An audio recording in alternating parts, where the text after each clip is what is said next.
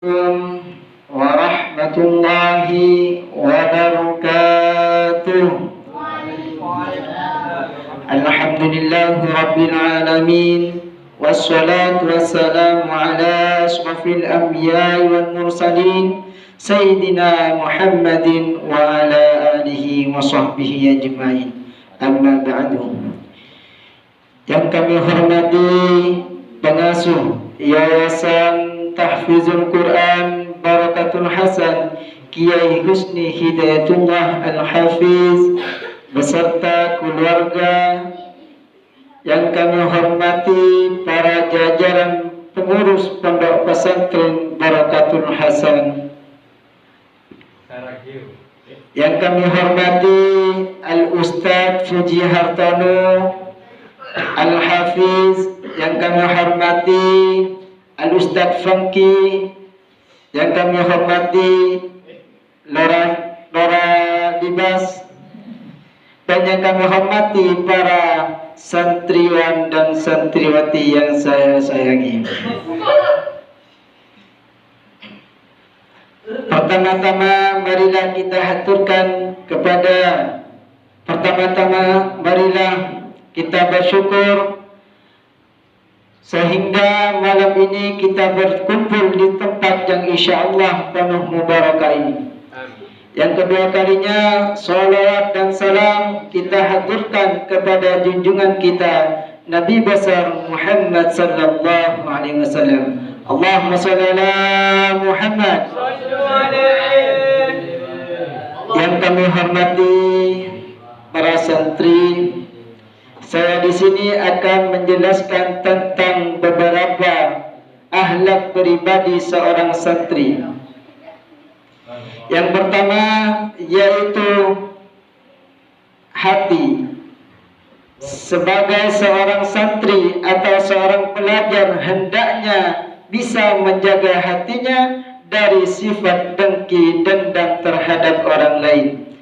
Dan apabila seorang santri bisa menjaga sifat tersebut, maka insya Allah akan memperoleh ilmu dengan mudah. Dan sebaliknya, apabila seorang santri tidak bisa menjaga hatinya dari sifat tersebut, maka akan dipersulit untuk mendapatkan ilmu. Semoga saja kalian dan saya akan bisa menjaga hati kita dari sifat dengki dendam terhadap orang lain. Yang kedua kalinya yaitu niat. Innamal a'malu binniyat. Sahnya perbuatan itu tergantung pada niat. Maka sebagai seorang santri seharusnya meneruskan niat kita dari rumah menuju Pondok Pesantren Barakatul Hasan. Tujuan utama yaitu mencari ilmu. Dan tujuan untuk mencari ilmu yaitu hanya semata-mata mendapatkan ridha Allah dan mendekatkan diri kita kepada Allah. Yang kedua, hanya ingin mengamalkan ilmunya dan menghidupkan syariat Islam. Dan barang siapa tujuan untuk mencari ilmu semata-mata hanya untuk tujuan akhirat, maka ia akan memperoleh kebahagiaan dan diberi petunjuk oleh Allah Subhanahu wa taala. Dan barang siapa yang menuju hanya mencari ilmu untuk tujuan akhirat, maka ia menuju jalan yang benar dan mendapatkan keutamaan ilmu. Para hadirin yang saya sayangi, para santri dan santriwan dan santriwati,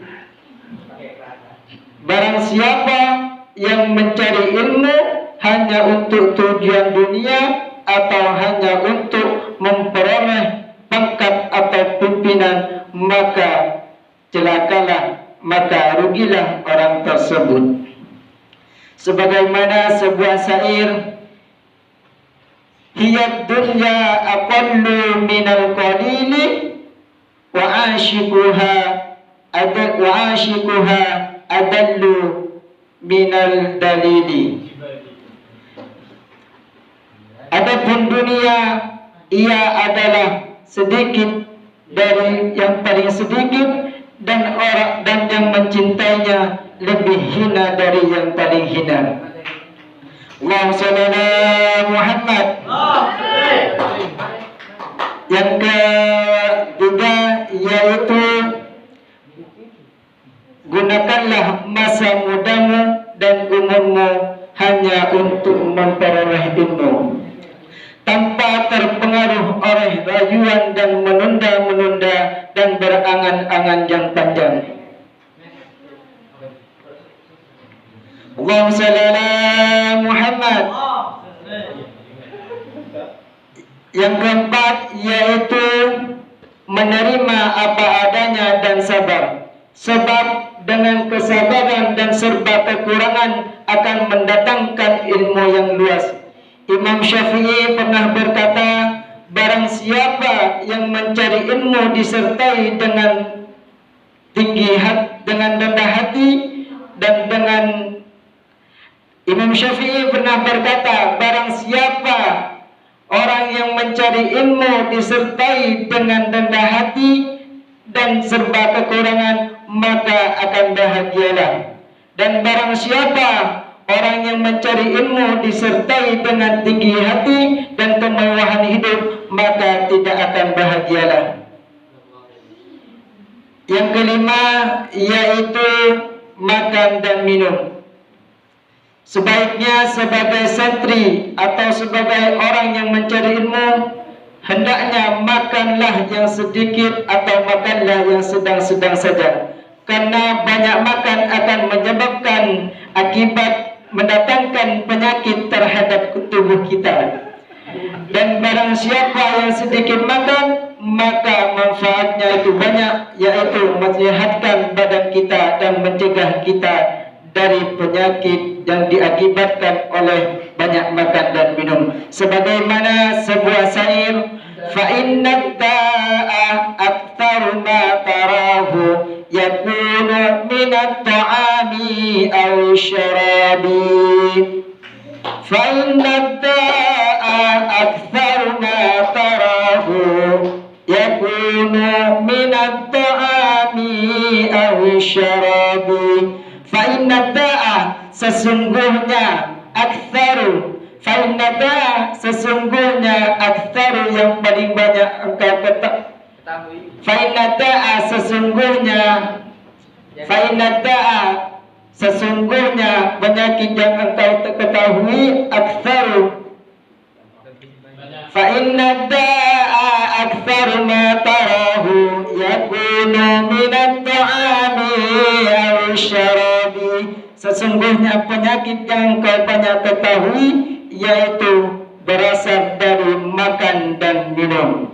Maka sebaiknya sebagai santri atau orang yang mencari ilmu hendaknya harus mengurangi makan dan minum. Mungkin hanya ini yang bisa saya sampaikan. Sedikit mohon maaf, dan sebesar-besarnya akhir kalam. Assalamualaikum warahmatullahi wabarakatuh.